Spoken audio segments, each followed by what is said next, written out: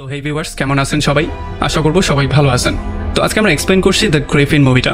আর এই মুভিটা বানানো হয়েছে খুবই সুন্দর একটা গল্প নিয়ে। একবার চিন্তা করুন, আপনার কাছে যদি এমন একটা পাওয়ার চলে আসে, যেই পাওয়ারের মাধ্যমে আপনি এক দুনিয়া থেকে আরেক দুনিয়াতে যেতে পারবেন, যেই দুনিয়াতে বাস করে ভয়ঙ্কর কিছু মনস্টার, যারা কিনা আপনাকে ওয়েলকাম করার জন্য বসে আছে, তাহলে ব্যাপারটা কতটা ভয়ঙ্কর হবে সেই সমস্ত ব্যাপারটাই দেখব আজকের এই ভিডিওতে। তো চলুন কথা না বাড়িয়ে শুরু করি আজকের ভিডিও। তো এই গল্পের শুরুতে আমরা দেখতে পারি হঠাৎই মধ্যরাতে একটা লোক ঘুম থেকে উঠে তার 6 বছরের মার্ক নামের ছেলেকে ঘুম থেকে জাগায়। আর সে বলে যে আমাদের এখান থেকে দ্রুত বাইরে বেরিয়ে যেতে হবে, কারণ এই ঘরের মধ্যে আমাদের জীবন ঝুঁকির মধ্যে আছে। এরপর সে তার বড় ছেলে থমাসকেও ঘুম থেকে উঠিয়ে নিয়ে আসে। আর তখন মার্ক দেখতে পারে যে হঠাৎই শেল্ফের উপরে রাখা একটা ব্যাঙের পুতুল কেমন করে যেন জীবিত হয়ে গেছে। এবার এই লোকটা তার দুইটা ছেলে নিয়ে যখনই গাড়ি দিয়ে এখান থেকে পালিয়ে যাওয়ার ট্রাই করছিল, তখনই হঠাৎই তার সামনে তার ওয়াইফ পেট্রা চলে আসে। এখানে তার ওয়াইফ তাকে বারবার করে বুঝিয়ে বলার ট্রাই করছিল যে বাচ্চাদেরকে এখান থেকে তুমি নিয়ে যেও না, তোমাকে এখনো কেউ ফলো করছে না, এই সমস্ত ব্যাপারগুলো হচ্ছে তোমার ভ্রম। তবে সে তার ওয়াইফের একটা কথাও শোনে না, আর সে এখান থেকে গাড়িটাকে ব্যাক গিয়ারে দিয়ে সোজা চলে আসে কবরস্থানের মধ্যে।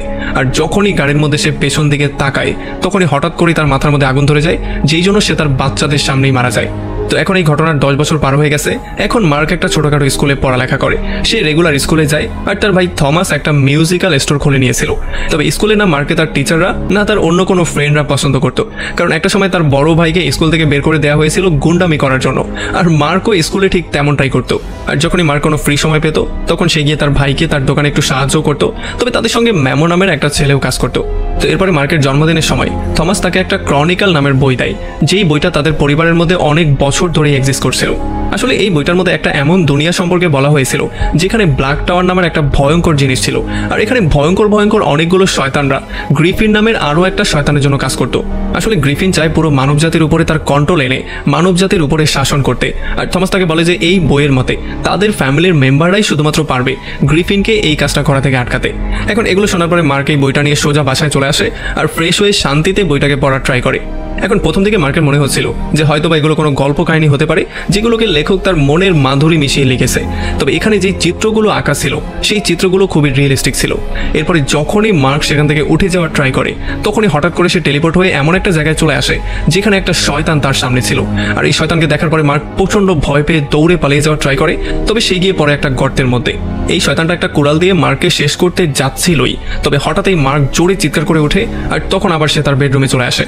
তো এরপর যখন পরদিন সকালবেলা মার্ক আবারও স্কুলে আসে, সে দেখতে পারে বেকি নামের একটা নতুন মেয়ে স্কুলে ভর্তি হয়েছে।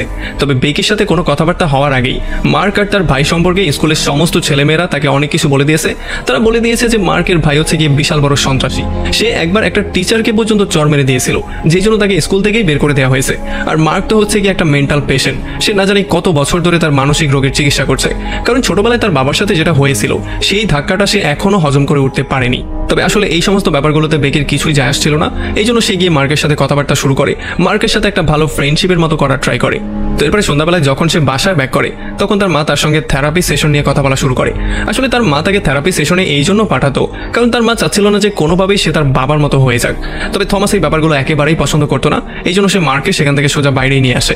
আর এরপর সে গাড়িতে করে তাকে নিয়ে সোজা কবরস্থানের দিকে যাওয়া শুরু করে, কারণ থমাস এই সিদ্ধান্ত নিয়ে ফেলেছিল যে ব্ল্যাক টাওয়ার সম্পর্কে পুরো সত্যিটা সে সবার সামনে উন্মোচন করেই ছাড়বে। এই জন্য তারা চলে আসে এখানে থাকা চার্চের উপরের জায়গাটায়, যেখানে তার পূর্বপুরুষরা বাসস্থানের জায়গা বানিয়েছিল। আর এখানে এসে তারা কিছু জিনিসপত্র পেয়ে যায়। আর থমাস এগুলো মার্কে দেখিয়ে বলে যে এগুলো হচ্ছে কি আমার বাবার জিনিস।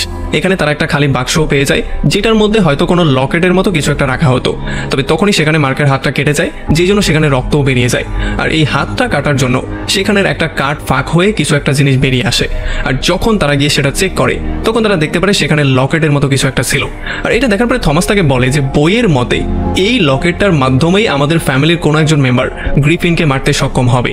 তবে এরপরে যখনই মার্ক এই জিনিসটা হাতে নেয়, তখন এখানে থাকা পাথরের মূর্তিগুলো পর্যন্ত জীবিত হয়ে যায়। আর তারা তাদেরকে মারার জন্য এদিকে আসা শুরু করে। এগুলো দেখার পরে তারা দুই ভাই সেখান থেকে কোনো রকমে পালিয়ে নিজেদের জীবনটা সেভ করার ট্রাই করে। তবে তখনই ভয়ঙ্কর একটা বিশাল বড় মূর্তি তাদের সামনে চলে আসে। আর যখনই সেই মূর্তিটা তাদেরকে মারতে যাচ্ছিল, তখনই অন্য একটা এঞ্জেলের মূর্তি এসে সেই মূর্তিকে মারা শুরু করে। এই জন্য তাদের দুজনের মধ্যে ফাইট শুরু হয়ে যায়। আর এই সুযোগটা নিয়ে তারা দুই ভাই কোনো রকমে সেখান থেকে দৌড়ে চার্চের মধ্যে ঢুকে পড়ে। এখানে সারাটা রাত কাটানোর পরে পরদিন সকালবেলা যখন মার্ক মার্ক জ্ঞান ফিরে পায় তখন সে দেখতে পারে তার ভাই থমাস এখানে ছিল না।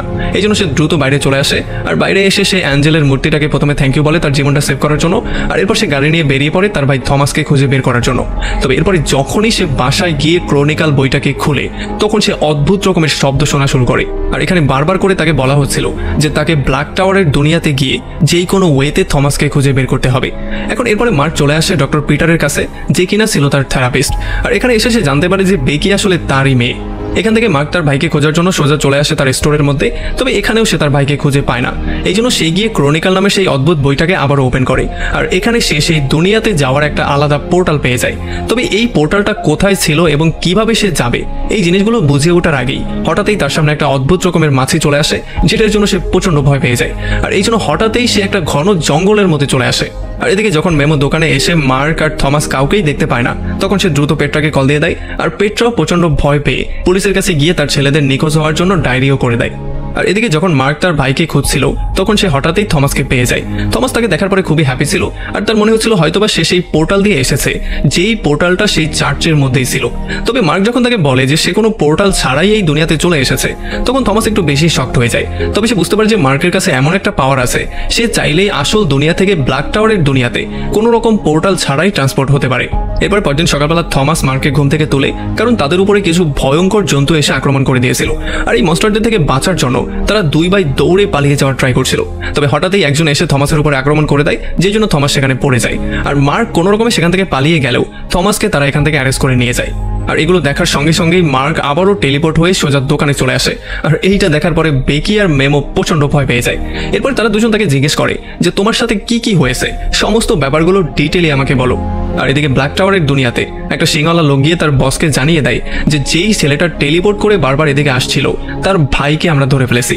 আর এদিকে যখন মার্ক বেকি আর মিমোকে সেই ক্রনিক্যাল বই আর ব্ল্যাক টাওয়ারের দেশ সম্পর্কে বলে তখন তারা এগুলো কোনোভাবেই বিশ্বাস করতে চাইছিল না। এই জন্য মার্ক তাদেরকে এগুলো বিশ্বাস করানোর জন্য তাদেরকে নিয়ে সোজা সেই চার্চে চলে আসে, যেই চার্চের মধ্যে তারা দুই ভাই সেদিন ঢুকেছিল। তবে আজকে অনেকক্ষণ খোঁজাখুঁজি করার পরেও তারা সেই রুমটাই খুঁজে পায় না যেই রুমের মধ্যে সেই দিন তারা গিয়েছিল। আর এগুলো দেখার পরে বেকি আর মেমো প্রচন্ড রাগ করে ফেলে, কারণ তাদের মনে হচ্ছিল যে হয়তো বা মার্ক তাদেরকে নিয়ে মজা করছে। এই জন্য যখন তারা প্রচন্ড রাগ করে সেখান থেকে চলে যায় তখন মার্ক প্রচন্ড রাগ হয়ে এখানে থাকা মূর্তিগুলোর উপরে পাঞ্চ করা শুরু করে, যেই জন্য ব্ল্যাক টাওয়ারের দেয়ালগুলোর মধ্যে ফাটল ধরে যায়। এবারে রাতের বেলায় মার্ক চলে আসে মিমোর সঙ্গে মিট করতে, কারণ সে যেই কোনো ওয়েতে তার ভাইকে খুঁজে বের করতে চায়, আর তার ভাইকে খুঁজে বের করার জন্য তার সাহায্য দরকার। যদিও মিমো কোনোভাবেই তার গল্প কাহিনীতে বিশ্বাস করছিল না, তবে তবুও সে তাকে সাহায্য করার জন্য রাজি হয়ে যায়। এই জন্য সে তার সাথে সোজা চলে আসে সেই চার্চের মধ্যে, আর তারা দুজন মিলে সেই পোর্টালটাকে খুঁজে বের করার ট্রাই করে। এখানে বইয়ের দেয়া তথ্য মতে তারা কোনো রকমের বেসমেন্টে চলে আসে, আর বইটাকে ফলো করে করেই তারা এখানে একটা দরজার সামনে চলে আসে। আর এরপরে যখনই মার্ক বইয়ের দেয়া মন্ত্রটাকে পড়া শুরু করে তখন কয়েক সেকেন্ডের মধ্যে এখানে একটা স্পেশাল দরজা ওপেনও হয়ে যায়। আর নিজের চোখ দিয়ে এই সমস্ত ব্যাপারগুলো দেখার পরে মিমো পুরোপুরি শক্ট হয়ে যায়। আর যখন সে দরজা ক্রস করে এই সাইডে চলে আসে তখন সে লক্ষ্য করে তার চোখটা অটোমেটিকলি ঠিক হয়ে গেছে, মানে এখন সে চশমা ছাড়াই সবকিছু ক্লিয়ারলি দেখতে পাচ্ছিল। আর তখনই দরজাটা বন্ধ হয়ে যায়, এই জন্য তারা দুজন প্রচন্ড টেনশনের মধ্যে পড়ে যায়। এখন মিমো তাকে জিজ্ঞেস করে যে তুমি এখান থেকে বাইরে বের হবে কি করে, এইটা সম্পর্কে কি বইয়ের মধ্যে কিছু লেখা আছে? তখন যখনই মার্ক চোখ বন্ধ করে কিছু একটা চিন্তা করার ট্রাই করে তখন হঠাৎ করে সে এখান থেকে গায়েব হয়ে আবার আসল দুনিয়ায় ব্যাক করে। এখন আসল দুনিয়াতে ব্যাক করে মার্ক প্রচন্ড ভয় পেয়ে গিয়েছে, কারণ সে মিমোকেও সেখানে রেখে দিয়ে চলে এসেছে। এই জন্য সে আবারও সেই জায়গায় টেলিপোর্ট হওয়ার অনেক রকম ট্রাই করে, তবে কোনোভাবেই সে টেলিপোর্ট হতে পারছিল না। তবে তখনই এখানে তার মা চলে আসে, আর যখনই সেই ভয়ঙ্কর বইটাকে দেখতে পারে তখন তার মনে হয় যে হয়তোবা তার হাজবেন্ডের মতোই তার ছেলে হয়ে যাচ্ছে।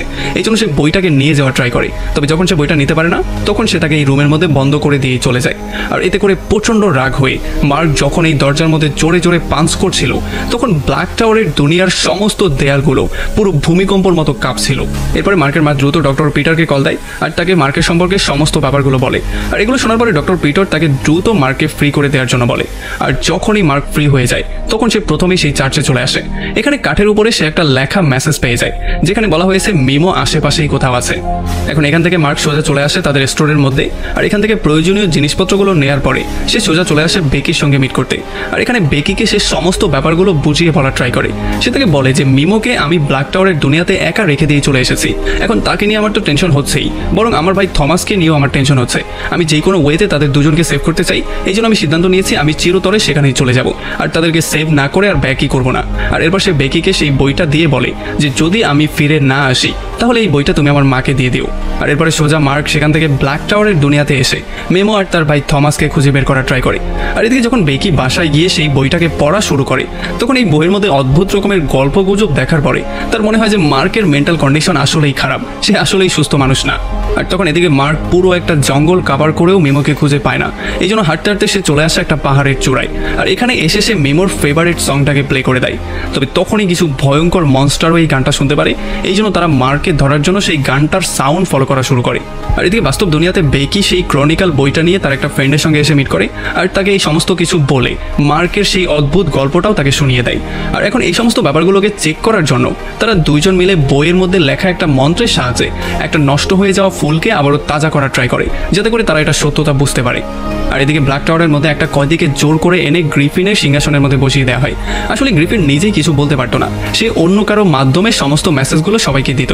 আর যখনই এই লোকটাকে এখানে বসানো হয় তখনই গ্রিফিন তার ধারালো আঙুলগুলো তার পেটের মধ্যে ঢুকিয়ে দেয়, যেই জন্য এই কয়েদি তার মনের সমস্ত কথাগুলো বলা শুরু করে।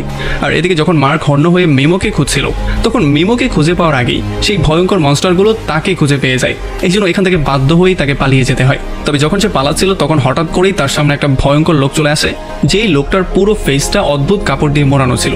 আর এই লোকটা মার্কে চুপ করতে বলে তার মুখের মধ্যে অদ্ভুত রকমের একটা লিকুইড লাগিয়ে দিয়ে তাকে নিয়ে সোজা একটা গুহার মধ্যে লুকিয়ে পড়ে।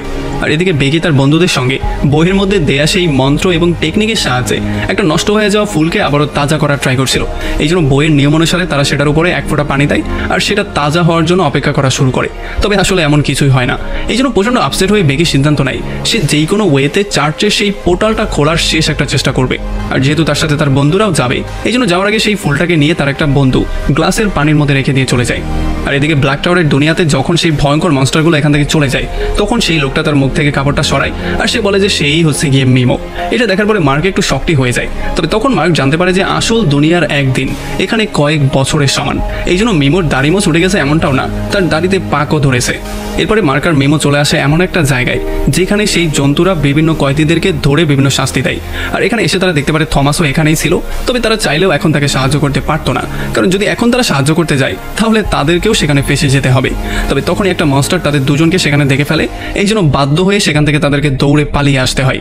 আর দৌড়াতে দৌড়াতে তারা এমন একটা পাহাড়ের উপরে চলে আসে যেটার সামনে আর কোনো রাস্তাই ছিল না, মানে সামনে ছিল বিশাল বড় একটা গর্ত। আর এদিকে বেকি তার বন্ধুদেরকে নিয়ে সোজা সেই চার্চের পোর্টালের কাছে চলে আসে।